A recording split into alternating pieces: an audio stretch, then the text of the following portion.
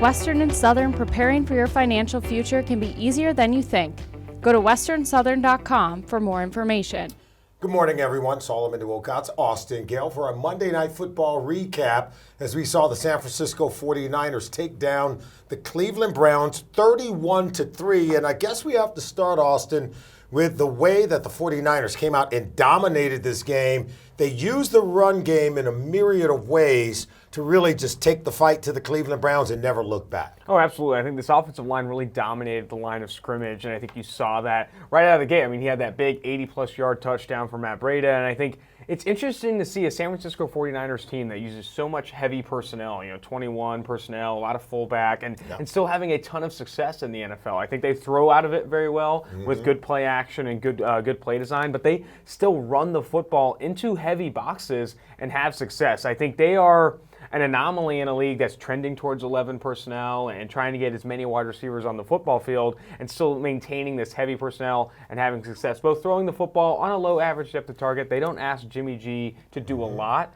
but when they do run the football, they have success maybe more than you expect. See, I like to think of them as during Week 5, we saw several teams kind of use the run game to fuel the offense. I thought the Green Bay Packers did that. I thought the Carolina Panthers did that with Christian McCaffrey. And then we saw in the Monday night game, certainly the San Francisco 49ers, Kyle Shanahan, and that offensive system, I think they do the best job of getting the runner to the second level of the defense, but it's all really to help the passing game, right?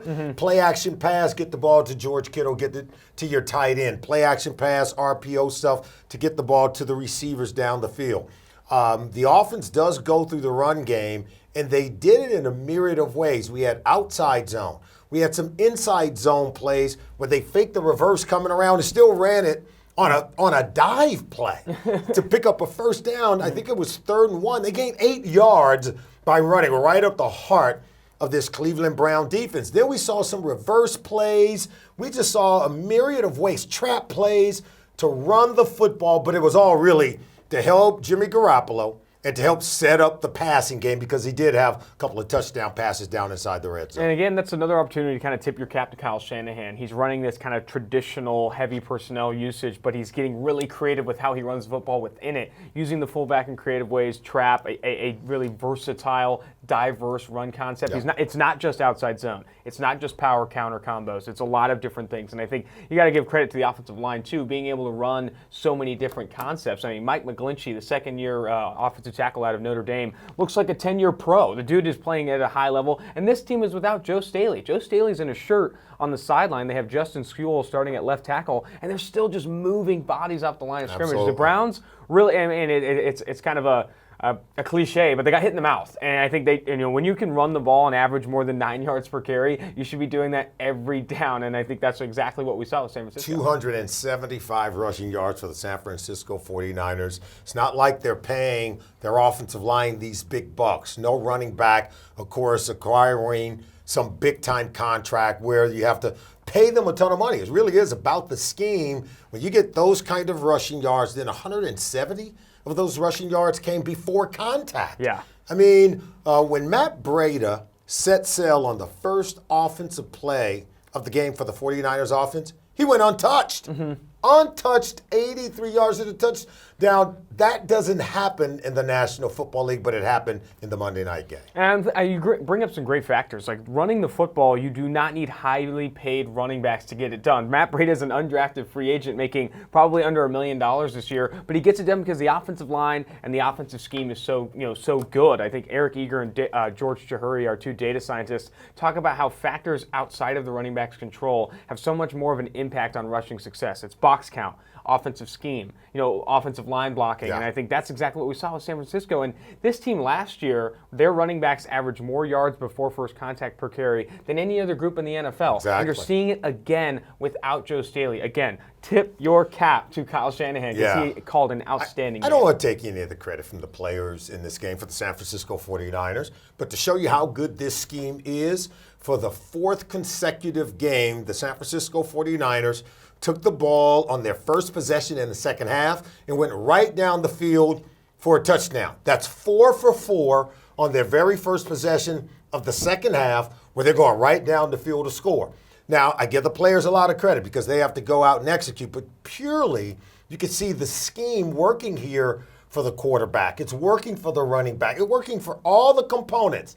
If you're George Kittle, a 5th-round pick at the tight end position who set an NFL record for receiving yards at the tight end position 1 year ago, I know you believe you're good, George, but you got to believe also this system is good for you. Yeah, this system creates a ton of open rushing lanes for the running backs and also creates a ton of open throws for Jimmy Garoppolo. Because Jimmy Garoppolo, we've seen kind of have up and down play. When he's asked to do a lot and fit the ball into tight windows, he doesn't have a ton of success. But when Kyle Shanahan's able to dial up these buttes of play action and create open throws to George Kittle and easy pop passes to Deebo Samuel, etc., that's when this offense is humming. You know, you don't need a significantly high average depth of target for Garoppolo to have success. He can keep the ball close to the line of scrimmage, find those open throws, and it keeps this offense on schedule. I think we saw the antithesis of what's happening with the 49ers in terms of Kyle Shanahan putting a good system around his players and using that system to complement the skill of the players. Freddie Kitchen doing the opposite. In fact, I'm not here to throw stones at Freddie Kitchen because he has some really good players. But I do believe he has to do a better job of helping his quarterback, Baker Mayfield, who, yes, held on to the ball too long, an average 3.5 seconds in the pocket, holding on to the ball before he was releasing, holding the ball maybe a full second longer than Jimmy Garoppolo did, who averaged about 2.5 seconds before he released the ball. There's no doubt that Baker Mayfield has to improve. He's got to improve his downfield reads. He's got to improve his ability to throw the ball on schedule and get the ball out of his hands, not hold on to it too long because he's not getting a whole lot of help from that offensive line. We can talk about Baker Mayfield and where he needs to improve. I also believe that the coaching staff, that Freddie Kitchens, by design, need to improve what he is also doing with Baker Mayfield. I've seen a regression in Baker Mayfield from his rookie season. And why have we not seen him move forward?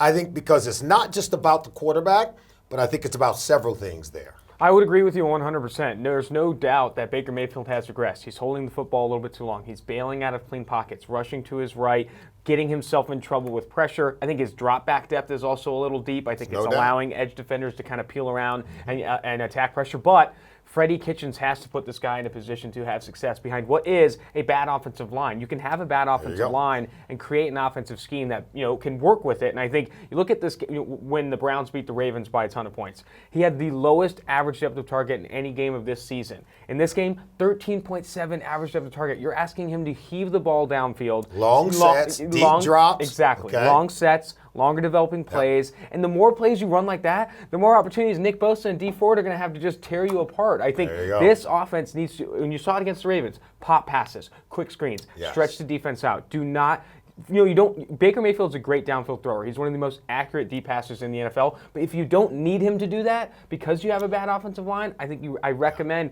getting the ball out of his hands quickly, get it to Jarvis Landry, and no doubt. So I'm going to help you, Freddie Kitchens, because here is the remedy to helping your quarterback, Baker Mayfield, improve, to helping this offense improve. In a couple of weeks, you're going to get a running back. He goes by the name of Kareem Hunt. In case you didn't know, as a rookie, he led the league in rushing. He, along with Nick Chubb, will allow you to, use the running game to help stimulate your offense, to use more RPOs. What does that do? It increases the amount of protection you can provide for your quarterback because, one, it defines your coverage immediately. So now Baker Mayfield doesn't have to read and scan the entire field. It allows him to get rid of the ball much quicker. In other words, when you go RPOs, it speeds up your release time. So the quarterback isn't holding onto the ball. He has a more defined coverage in terms of the reads are much more simple. And now he's getting the ball out of his hands. Also, you're allowing the run game to help supplement what the quarterback is doing in the passing game. If you want to help your offensive line who cannot protect in a traditional spread formation, which is what the Browns have been doing, I'm predicting they should go to a more RPO style. Use your running backs like Nick Chubb.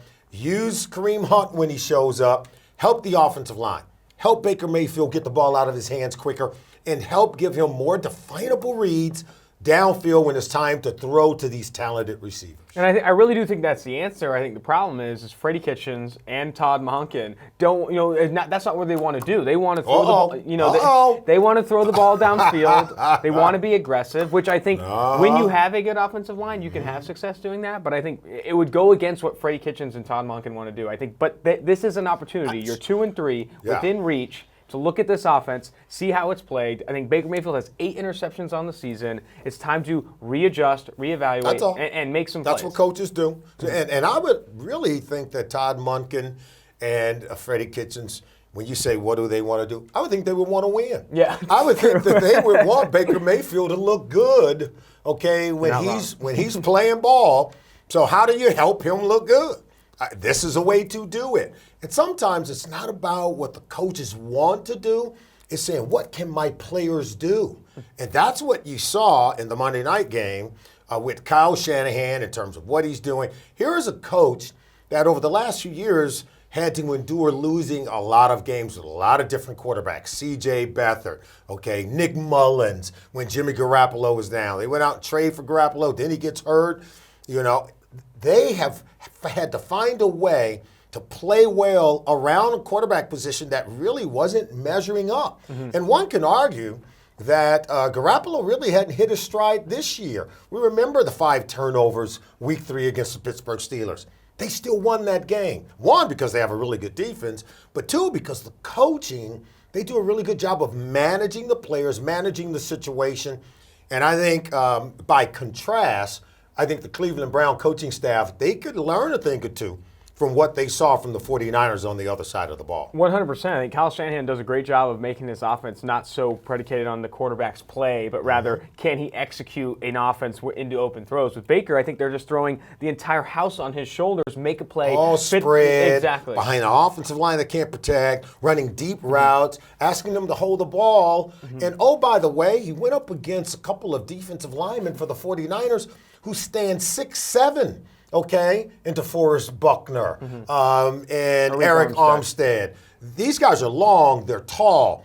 Nick Bosa was destroying double-team blocks by this would-be Cleveland Brown offensive line. They couldn't even double block him. They couldn't double-team him. So anytime you were asking your quarterback to hold on to the football, it was going to spell trouble. He was hit, hurried, and harassed repeatedly in the Monday night game by this San Francisco 49er defense, who we saw even coming in that they had the ability to get after the quarterback with 5 former first-round picks on this defensive line. They had good coverage even on the back end. So I think these are some of the things, we're not like second-guessing from the Monday night game. These are some of the things that we could see coming in. Yeah, I mean, with Nick Bosa and Dee Ford, they're 2 very talented edge defenders that can win pass rush snaps at an elite rate. But when you ask them to pin their ears back on 5- and 7-step dropbacks repeatedly to a point where they know where the pass is going and how deep this dropback is going to be, you saw them coming off the edge and bending around the corner and having a ton of success. I think, again, the offense got predictable to a point that it played into the Niners' strengths on the defensive side of the ball. They had great coverage, and the pass rush was attacking Baker Mayfield left and right. It was really hard for the Browns to move the ball offensively, just given where this system was and what they were asking of Baker Mayfield.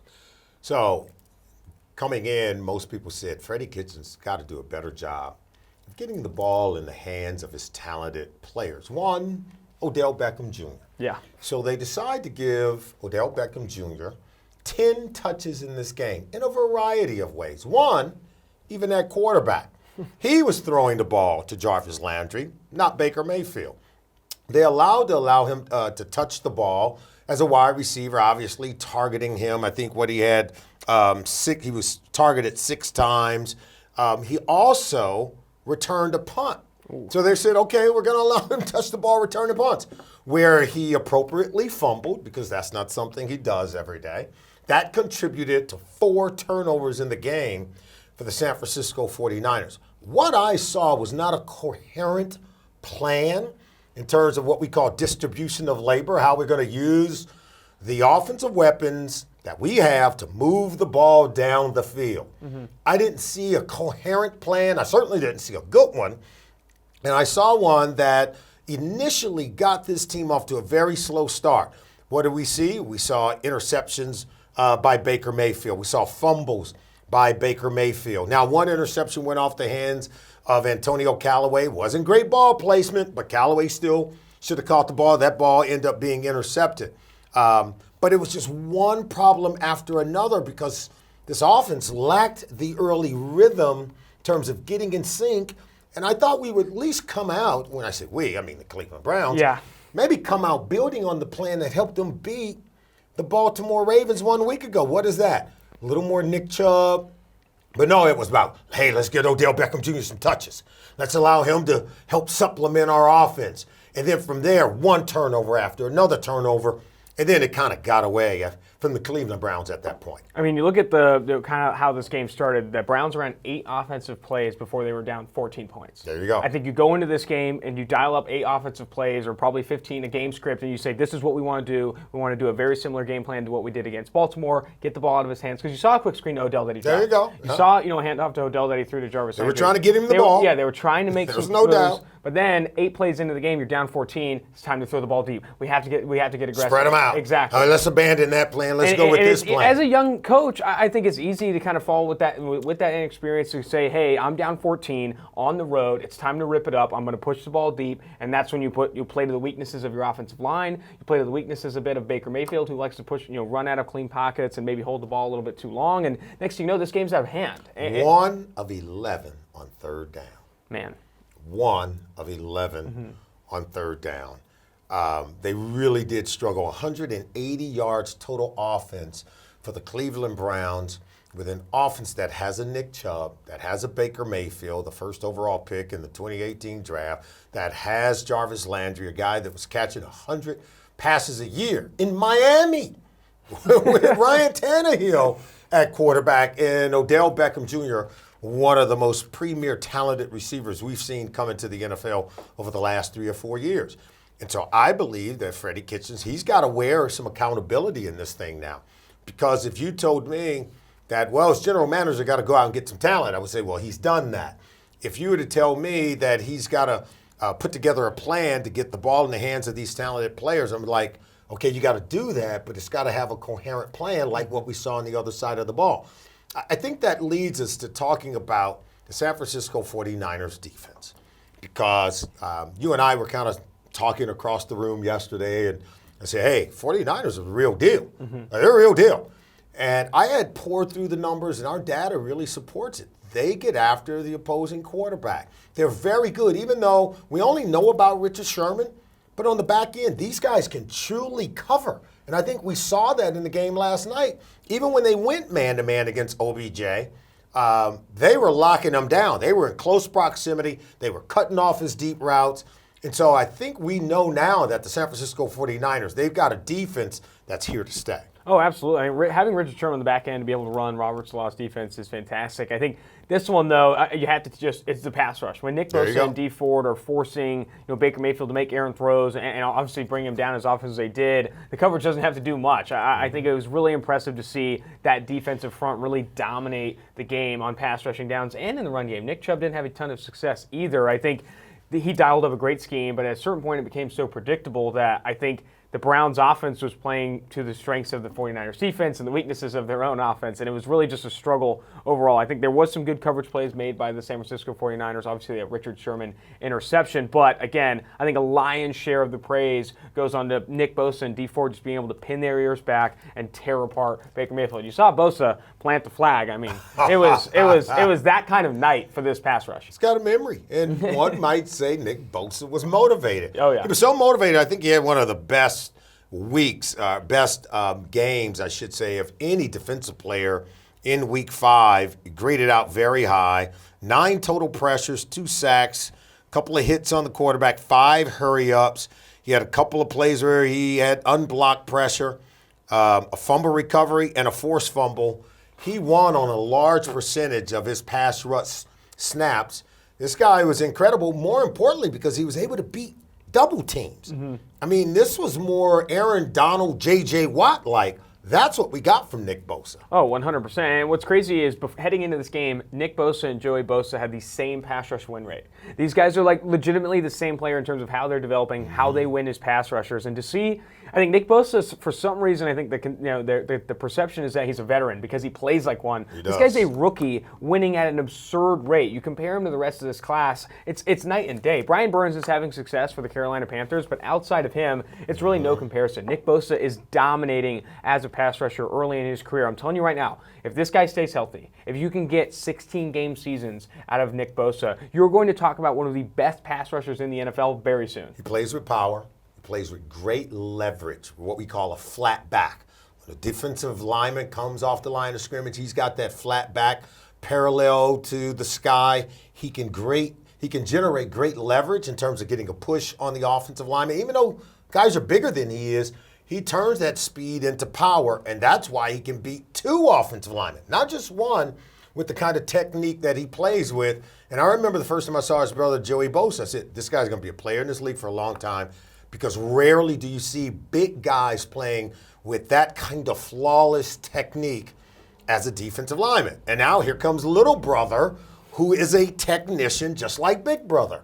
And that's what you have to look for. If you watch the Bosa brothers, flawless technique as defensive linemen in terms of extension. They don't allow the offensive linemen to grab them and get into their body because they come off flat. They got great extension. They know how to hit and release and get off blocks, which sometimes have become a novel thought in this league, unfortunately. Mm-hmm. But these guys still know how to hit, shed offensive linemen, and to get off and make plays on the ball carrier. I think it's phenomenal. I mean, it's that combination of polish, good size, and great athleticism that Nick Bosa and Joey Bosa have. When you have that, that trio of traits, you're talking about a very good pass rusher. And the Browns have one of those too. Myles Garrett is very good, very good great pass rusher technician on the as well. And I want to touch on the Browns a little bit more, saying they're 2-3. This season isn't lost, and there's a silver lining to all of this. Mm-hmm. Their roster is very good. Odell Beckham Jr., Jarvis Landry, Nick Chubb, Kareem Hunt coming back. I still think Baker Mayfield is a very good quarterback. And defensively, Ogunjobi, Myles Garrett, they didn't have Denzel Ward in this game. They didn't have Greedy Williams in this game. There is so much talent on this roster. It's up to Freddie Kitchens and Todd Monken to look themselves in the mirror and say, how do we adjust? How do we right the ship? Because it's within their reach to right the ship because they have enough talent. It's not a situation like the New York Jets where Adam Gase has to go to the drawing board with Luke Falk and I don't even know who at wide receiver and on the offensive line. It's a situation where the Browns coaching staff specifically can look in the mirror, look back at the chalkboard and say, this is how we get better, this is how we improve because we have the talent to do so. Baker Mayfield has regressed. We've seen what we call an arrested development and a very talented young quarterback. Whenever you take a quarterback this high with this kind of talent, you are entrusting him with coaches who you believe can cultivate that talent. It's like being planted in the right garden. If you're planted in the wrong garden with the wrong person tending to you, that fruit is going to wilt on the vine. If you're planted in the right garden with a good gardener who can cultivate your talents, you're going to grow and you're going to flourish. That's where we're at with Freddie Kitchens because there's no doubt he is on the hook. He is on the line. His reputation is being questioned, just like we should look at the quarterback in Baker Mayfield. He's being questioned as well. But we know he can play. So why aren't we seeing it manifest itself on the field? I believe that before the confidence is completely shattered, I think you got to back it down. I think you do have to lean on run game. I do think you have to lean on RPOs and play action pass and simplify the game for Baker Mayfield. This offseason, you gave him more to learn, more to do. He's struggling with that right now. I think you got to pull it back. I'm not saying put training wheels on him. Mm-hmm. I'm just saying give him an offense that he can run. And we know that RPOs is what they did. That's what Seattle did with Russell Wilson last year. And you saw him flourish. You saw him grow. But more importantly, you saw them be one of the top leading rushing teams in the NFL. So sometimes you have to go in that direction in order to help your quarterback. And I think if they do simplify the offense, that talent will start to come out. You simplify the offense and get the ball to Jarvis Landry and Odell Beckham Jr. in space, kind of close to the line of scrimmage on quick throws, they're going to make plays after the catch. Same thing with Nick Chubb and other players on this offense. I think and it hides that weakness that is the offensive line. Quick passing game, RPOs, and play-action passing keeps your offensive linemen out of true pass sets and doesn't allow them to get destroyed by good edge defenders. How do you help the Cleveland Browns defense? Because we can talk about Freddie Kitchens all day. We can even talk about Baker Mayfield, because I know that's the more beautiful conversation to have. That's what everyone's talking about when it comes to these Cleveland Browns. But this is a defense that let an 83-yard run by Matt Breida, untouched, set and settle in the end zone. And then there were more runs by Telvin Coleman. He came in and he was looking like a powerful runner, looking like Saquon Barkley, rolling up through the Cleveland Browns defense. So at the end of the day, Freddie Kitchens can't play defense. We know that Baker Mayfield can't play defense. But when you give up 275 rushing yards, it was almost 200 yards by halftime with a 13.2 yards per carry average against the Browns defense. If you're Steve Wilks, you're on the hook also.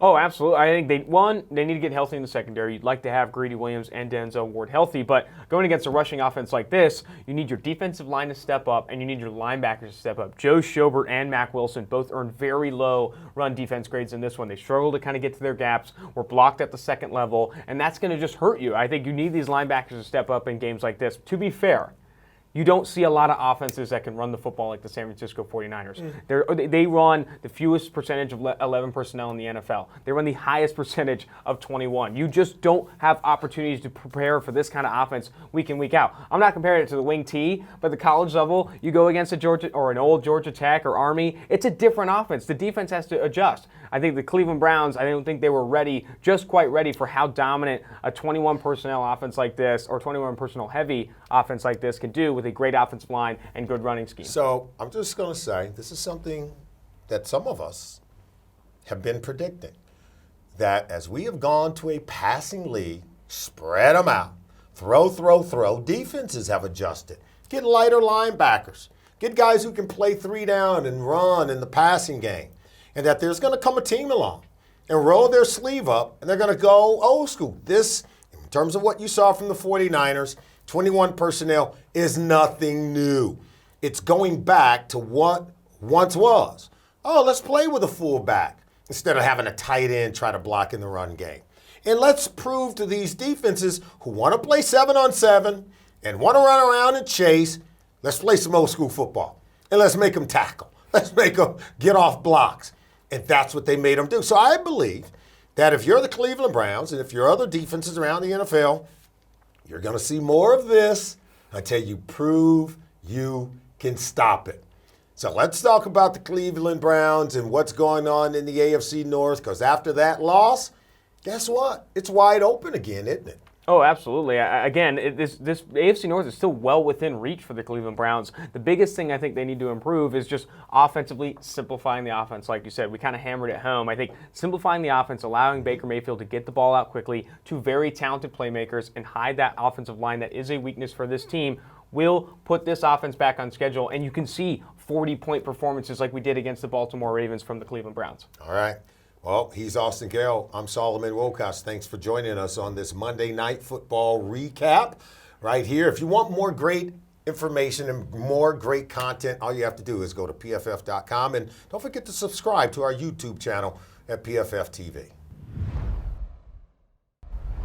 You want to get rid of me and get back to more great PFF YouTube content? All you have to do is push that button right there and subscribe. Thanks for watching.